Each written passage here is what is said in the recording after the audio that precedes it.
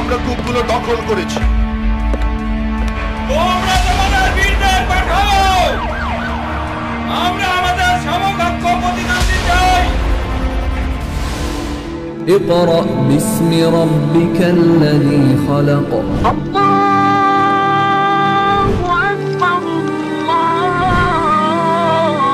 وبينك وأنا وعلي.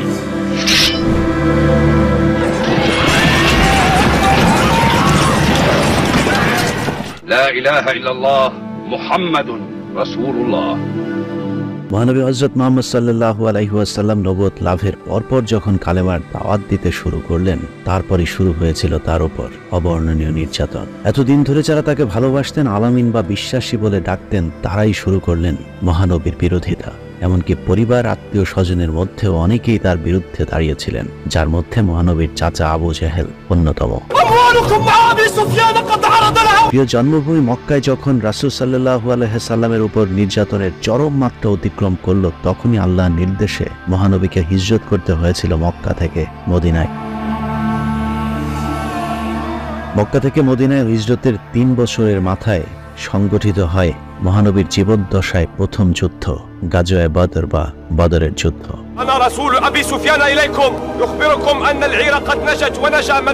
এই যুদ্ধটি অবশ্য স্বাভাবিক কোনো বর্ণনা দিয়ে বিশ্লেষণ করা অসম্ভব, কারণ বাহ্যিকভাবে অপেক্ষাকৃত দুর্বল মুসলমানদেরকে এই যুদ্ধে আল্লাহ সরাসরি ফেরেশতা পাঠিয়ে বিজয় এনে দিয়েছিলেন।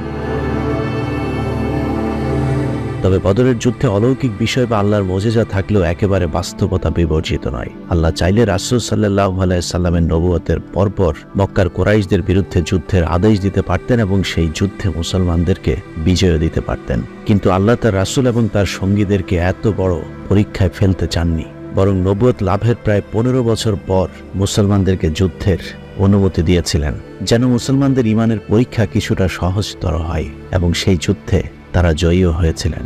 যে কারণে বদরের যুদ্ধে যারা শহীদ হয়েছিলেন তাদের সম্মান সবার চেয়ে উপরে। প্রকৃত পক্ষে বদর যুদ্ধে জয়ী হয়েছিল মুসলমানদের পবিত্র ঈমান। মুসলমানদের ঈমান পরীক্ষার পাশাপাশি রাসূল সাল্লাল্লাহু আলাইহি ওয়াসাল্লামের পাশে থাকা অনেক মুনাফিকেরও মুখোশ উন্মোচিত হয়েছিল এই যুদ্ধে। এজন্যই 17 রমজান বা বদরের এই দিনটিকে আল্লাহ হক এবং বাতিলের মধ্যে ফয়সালার দিন হিসেবে উল্লেখ করেছেন। সূরা আল আনফালের 41 নম্বর আয়াতে বলা হয়েছে, যদি তোমাদের বিশ্বাস থাকে আল্লাহর উপর এবং সেই বিষয়ের উপর যা আমি আমার বান্দার প্রতি অবতীর্ণ করেছি, ফয়সালার দিনে, যেদিন সম্মুখীন হয়ে যায় উভয় সেনাদল, আর আল্লাহ সবকিছুর উপরই ক্ষমতাশীল। বদরের যুদ্ধ সম্পর্কে আল্লাহ পবিত্র কোরআনের বেশ কয়েকটি সূরায় অত্যন্ত গুরুত্বের সাথে আলোচনা করেছেন। সূরা আল ইমরানের 123 নম্বর আয়াতে বলা হয়েছে, নিশ্চয়ই আল্লাহ তোমাদের সাহায্য করেছেন বদরের যুদ্ধে, অথচ তোমরা ছিলে দুর্বল। অতএব আল্লাহকে ভয় করো যেন তোমরা কৃতজ্ঞ হতে পারো।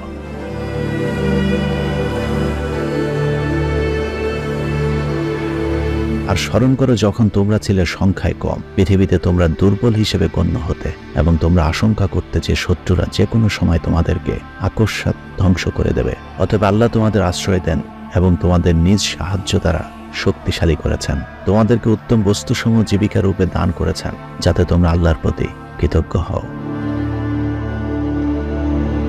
কোরআনের এসব আয়াতের আলোচনায় মূলত কোনো অবস্থাতে আল্লাহর উপর বিশ্বাস হারিয়ে না ফেলার শিক্ষা দেওয়া হয়েছে। দুর্বলকেও আল্লাহ চাইলে পরাক্রমশালীর উপর বিজয় দিতে পারেন। বদরের যুদ্ধের প্রতিটি পদে পদে মুসলমানদেরকে এই শিক্ষাই দেওয়া হয়েছে। বদর যুদ্ধে মুসলমানদের আসল সৈন্য সংখ্যা কত ছিল তা নিয়ে মতানৈক্য থাকলেও তা 313 জনের কম বা 317 জনের বেশি নয়, যার মধ্যে 82, 83 অথবা 86 জন ছিলেন মুজাহির। এছাড়া আউস গোত্রের 61 জন এবং 170 জন খাজরাজ গোত্রের আনসার ছিলেন। 313 বা 317 জনের ছোট এক পদাতিক বাহিনীতে 70টি উট এবং 2 অথবা 3টি ঘোড়া ছিল। অন্যদিকে মক্কার কুরাইশদের ছিল 1000 জনের বিশাল পদাতিক বাহিনী, 100টি ঘোড়া এবং 700 উটের বিশাল বহর। এরকম অসম প্রতিপক্ষের বিরুদ্ধে লড়াই করতে গিয়ে প্রথমে মক্কার কুরাইশরা তাচ্ছিল্যের সাথে মুসলমানদেরকে দুর্বল হিসেবে বিবেচনা করেছিল। কুরাইশরা ধরেই নিয়েছিল এই যুদ্ধে তাদের বিজয় সুনিশ্চিত, কিন্তু যুদ্ধের শেষ পরিণতি কুরাইশদের জন্য ছিল আল্লাহর পক্ষ থেকে ভয়ঙ্কর এক নিদর্শন। মুসলমানদের পক্ষে নেতৃত্ব দিয়েছেন মুহাম্মদ সাল্লাল্লাহু আলাইহি ওয়াসাল্লাম নিজে এবং তার সাহাবীদের মধ্যে আবু বকর, ওমর ইবনুল খাত্তাব, আলী ইবনে আবু তালিব, হামজা ইবনে আব্দুল মুতালিব এবং মুসার ইবনে উমাইর সহ বেশ কয়েকজন সাহাবী। বদরের যুদ্ধ অনুষ্ঠিত হয় আরবি 2য় হিজরির 17 রমজান, ইংরেজি 624 খ্রিস্টাব্দের 17 মার্চ তারিখে। মদিনা থেকে 80 মাইল দক্ষিণ পশ্চিমের বদর উপত্যকায় রক্তক্ষয়ী এই যুদ্ধ সংঘটিত হয়েছিল, যে কারণে এটাকে বদরের যুদ্ধ বলা হয়। বদরের যুদ্ধের জন্য মুসলমানেরা একেবারে প্রস্তুত ছিল না, কিন্তু পরিস্থিতি তাদেরকে বাধ্য করেছিল আত্মরক্ষার্থে যুদ্ধ করবার। মহানবী সাল্লাল্লাহু আলাইহি সাল্লাম মক্কা থেকে হিজরত করার পর তিনি মদিনাতে থেকে শান্তিপূর্ণভাবে ধর্মপ্রচারের কাজ চালিয়ে যাচ্ছিলেন। মক্কায় ফিরে যাওয়া কিংবা মক্কা দখলের এ ধরনের কোনো সিদ্ধান্তই তখনও মুসলমানদের ছিল না। বদরের যুদ্ধে আলোচনা করতে হলে প্রেক্ষাপটটা একটু জানা জরুরি। রাসূল সাল্লাল্লাহু আলাইহি সাল্লাম নবুয়ত প্রাপ্তির পর এক যুগ মক্কাতে অবস্থান করেছিলেন। এই সময়কালে বিক্ষিপ্তভাবে ইসলাম ছড়াতে থাকলেও কোনো অঞ্চলে এককভাবে তখনও ইসলামী সমাজ প্রতিষ্ঠিত হয়নি। মক্কা জীবনের শেষ 3-4 বছরে ইয়াজরেব অর্থাৎ মদিনা ইসলামের ব্যাপক বিস্তার লাভ করতে থাকে। নবুয়তের 12তম বছরের হজ উপলক্ষে মদিনা থেকে 75 জনের একটি দল অত্যন্ত গোপনীয়তার সাথে রাসূল সাল্লাল্লাহু আলাইহি ওয়াসাল্লামের সাথে এসে দেখা করে ইসলাম গ্রহণ করেন। এ সময় তারা রাসূল সাল্লাল্লাহু আলাইহি ওয়াসাল্লামকে মদিনায় স্থায়ীভাবে বসবাসের পাশাপাশি মদিনার শাসন ক্ষমতাও তার হাতে তুলে নেয়ার জন্য অনুরোধ করেন। আল্লাহর নির্দেশে রাসূল সাল্লাল্লাহু আলাইহি ওয়াসাল্লাম সেই আহ্বান সাড়া দিয়েছিলেন। মুহূর্তে সেই খবর মক্কায় ছড়িয়ে পড়ল। মহানবী যদি মদিনায় গিয়ে শাসন ক্ষমতা গ্রহণ করেন তাহলে তার পরিণতি কি হতে পারে সেটা মক্কার কুরাইশরা ঠিকই বুঝতে পেরেছিল, যে কারণে মহানবী এবং তার সাহাবীরা যেন কোনোভাবে মক্কা থেকে মদিনায় হিজরত করতে না পারেন তারা সেই পরিকল্পনা করতে থাকেন। কিন্তু সাহাবীরা 1-2 করে গোপনে মক্কা থেকে মদিনায় যেতে থাকেন। সব শেষ কুরাইশরা যখন বুঝতে পারল মহানবী সাল্লাল্লাহু আলাইহি ওয়াসাল্লাম যে কোনো সময় মক্কা থেকে মদিনায় হিজরত করে চলে যেতে পারেন, তখন তারা মহানবীকে হত্যার পরিকল্পনা করল। এই পরিকল্পনায় মহানবীর নিজ বংশ বনি হাশেম রাজি না থাকায় বনি হাশেম ছাড়া কুরাইশদের অন্য সব বংশ থেকে 1জন করে নিযুক্ত করা হলো মহানবীকে হত্যা করবার জন্য, যেন বনি হাশেম বিষয়টি পরবর্তীতে জানলেও সব গোত্রের সাথে একা কোনো ধরনের লড়াই করতে না পারে। কিন্তু তাদের সেই চক্রান্ত বাস্তবায়ন করা সম্ভব হয়নি, কারণ রাসূল সাল্লাল্লাহু আলাইহি সাল্লামকে মক্কা থেকে মদিনায় নিয়ে যাওয়ার এই দায়িত্ব নিয়েছিলেন সরাসরি আল্লাহ নিজের হাতে। মদিনায় হিজরত করলে মহানবীর পথ চলা তখনও সহজ ছিল না। মদিনার নেতা আব্দুল্লাহ ইবনে উবাইয়ের পরিবর্তে মহানবী সাল্লাল্লাহু আলাইহি সাল্লাম মদিনার বাদশা হবেন এটা আব্দুল্লাহ মেনে নিতে পারেনি, যে কারণে কুরাইশদের সাথে মিশে মহানবীকে আবারও মক্কায় ফেরত পাঠানোর চক্রান্ত করেছিল। কিন্তু মদিনার লোকেরা ততদিনে মহানবীকে তাদের নেতা হিসেবে মেনে নিয়েছিল। তারপরেও মক্কার কুরাইশরা থেমে থাকেনি, কারণ তারা জানতো মদিনায় যেভাবে ইসলামের প্রসার ঘটছে তাতে একটা সময় গিয়ে মুসলমানেরা আবারও মক্কা আক্রমণ করে তাদেরকে পরাজিত করবে। যে কারণে মদিনার অন্যতম নেতা সাদ ইবনে মুআজ উমরা পালনের উদ্দেশ্যে মক্কায় গেলে আবু জাহেল তাকে আটকে রেখে হত্যার হুমকি দেয়। এ সময় সাদ ইবনে মুআজ উল্টো হুমকি দিয়ে বলেন, আমার কোনো ক্ষতি হলে মক্কাবাসীর চিরদিনের জন্য মদিনা হয়ে সিরিয়া যাবার পথ বন্ধ হয়ে যাবে। উল্লেখ্য, ওই সময় মক্কা থেকে পশ্চিমের দেশগুলোতে বাণিজ্যের গুরুত্বপূর্ণ পথ ছিল লোহিত সাগর, যা মদিনা অতিক্রম করেই পার হতে হতো। মূলত ওই বিরোধের পরই অঘোষিতভাবে মদিনাবাসীর জন্য বাইতুল্লাহ জিয়ারতের পথ বন্ধ হয়ে গিয়েছিল। অন্যদিকে কুরাইশরাও আতঙ্কে ছিল লোহিত সাগর হয়ে সিরিয়ায় বাণিজ্যের জন্য যাবার। কিন্তু মক্কাবাসীর জন্য কোনো উপায় ছিল না, যে কারণেই তাদেরকে লোহিত সাগর হয়েই সিরিয়া যেতে হয়েছিল। কুরাইশ নেতা আবু সুফিয়ানের নেতৃত্বে মক্কার একটি বণিক দল তাদের কাফেলা নিয়ে সিরিয়া থেকে মক্কা ফেরার পথে মদিনার কাছাকাছি পৌঁছানোর পর আরেকটি কাফেলার কাছে জানতে পারেন মদিনার মুসলমানেরা তাদের উপর হামলা করতে পারে। মূলত এটা ছিল ইহুদিদের চক্রান্ত। আবু সুফিয়ান সিরিয়া থেকে কেনা বিশাল অঙ্কের সরঞ্জামাদি হারানোর আশঙ্কায় মক্কার কুরাইশদের কাছে সাহায্য চেয়ে জামজাম ইবনে আমর গিফারিকে বার্তা বাহক হিসেবে পাঠিয়ে দেন। খবর পেয়ে কুরাইশ নেতা আবু জাহেল 1300 অশ্বারোহী সশস্ত্র যোদ্ধা সহ মদিনা আক্রমণের উদ্দেশ্যে বেরিয়ে যান। যাত্রাপথে কুরাইশদের অনেকেই সুফিয়ানের এই তথ্যের ব্যাপারে সন্দেহ প্রকাশ করেছিলেন এবং আবু জাহেলকে মক্কায় ফিরে যাবার জন্য অনুরোধ করেছিলেন। তারা কুরাইশরা কোনোভাবে বিশ্বাস করতে চায়নি মদিনার অল্প সংখ্যক মুসলমান কুরাইশদের কাফেলার উপর হামলা করবার সাহস দেখাতে পারে। বস্তুত তাদের ধারণাই সঠিক ছিল। মক্কার কুরাইশ বাহিনী জুফা নামক স্থানে পৌঁছানোর পর আবু সুফিয়ানের প্রেরিত পরবর্তী বার্তা বাহক এসে জানায় মক্কার বাণিজ্য কাফেলাটি নিরাপদে আছে, অতএব তাদের আর অগ্রসর না হওয়াই উচিত। এ খবর পাওয়ার পর মক্কার বাহিনীর অধিকাংশ মানুষই ফিরে যাওয়ার পক্ষে মত দিয়েছিল, কিন্তু বাহিনী প্রধান আবু জাহেল যুদ্ধ না করে ফিরে যেতে অসম্মতি জানান। 1300 অশ্বারোহী সশস্ত্র যোদ্ধা সহ মদিনা আক্রমণের উদ্দেশ্যে বেরিয়ে যান। যাত্রাপথে কুরাইশদের অনেকেই সুফিয়ানের এই তথ্যের ব্যাপারে সন্দেহ প্রকাশ করেছিলেন এবং আবু জাহেলকে মক্কায় ফিরে যাবার জন্য অনুরোধ করেছিলেন। এর মধ্যে বনি জুহরা গোত্রের সেনা প্রধান আকনাস ইবনে শারিক সবাইকে ফিরে যাওয়ার পরামর্শ দেন, কিন্তু অধিকাংশই তার পক্ষে সায় না দেয় তিনি শুধুমাত্র বনি জুহরা গোত্রের 300 সদস্য নিয়ে মক্কা ফিরে আসেন। এর ফলে মক্কার কুরাইশদের বাহিনীতে সেনার সংখ্যা কমে দাঁড়ায় 1000 জনে। একইভাবে বনি হাশিমও মক্কায় ফিরে যাওয়ার পক্ষেই ছিল, কিন্তু আবু জাহলের জেদের কারণে তারা যুদ্ধে অংশ নিতে বাধ্য হয়েছিল। যুদ্ধের আগে মক্কার কুরাইশ বাহিনী অগ্রসর হয়ে বদর উপত্যকায় একটি ছোট পাহাড়ের পেছনে আশ্রয় নেয়। এদিকে মক্কার কুরাইশদের আগমনের এই খবর মদিনাবাসী প্রথম জানতে পারেন 12ই রমজানে। সাথে সাথে মহানবী তার সাহাবীদের সিদ্ধান্ত জানবার জন্য ডাকলেন। এ সময় রাসূল সাল্লাল্লাহু আলাইহি সাল্লাম সাহাবীদের উদ্দেশ্যে বলেন, যে ব্যক্তি কাফেরদের বিরুদ্ধে ধৈর্যের সাথে আল্লাহর সন্তুষ্টির প্রত্যাশায় যুদ্ধ করবে সে শহীদ হবে এবং আল্লাহ তাকে জান্নাত দান করবেন। সাহাবীদের প্রায় সকলেই কুরাইশদের বিরুদ্ধে লড়াইয়ের পক্ষে মত দেন।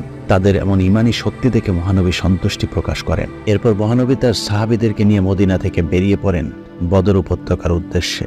পীরে সুকিয়া নামক স্থানে এসে আল্লাহ রাসূল কায়েস বিন আবু সাসিয়াকে তাদের মোট সংখ্যা গণনা করতে বলেন। বদর যুদ্ধের প্রস্তুতিতে খুব বেশি সময় না পাওয়ার কারণে 313 অথবা 317 জনের এই সংখ্যা জেনেই মহানবী খুশি হয়ে গিয়েছিলেন। সাহাবীদের ঈমানী শক্তি দেখে আল্লাহ ঘোষণা দেন, আর স্মরণ করো আল্লাহ তোমাদের প্রতিশ্রুতি দেন যে 2 দলের এক দল তোমাদের আয়ত্তে আসবে, অথচ তোমরা চাইছিলে যে নিরস্ত্র দলটি তোমাদের আয়ত্তে আসুক। আর আল্লাহ চাইছিলেন সত্যকে তার বাণী দিয়ে প্রতিষ্ঠিত করতে এবং অবিশ্বাসীদেরকে নির্মূল করতে।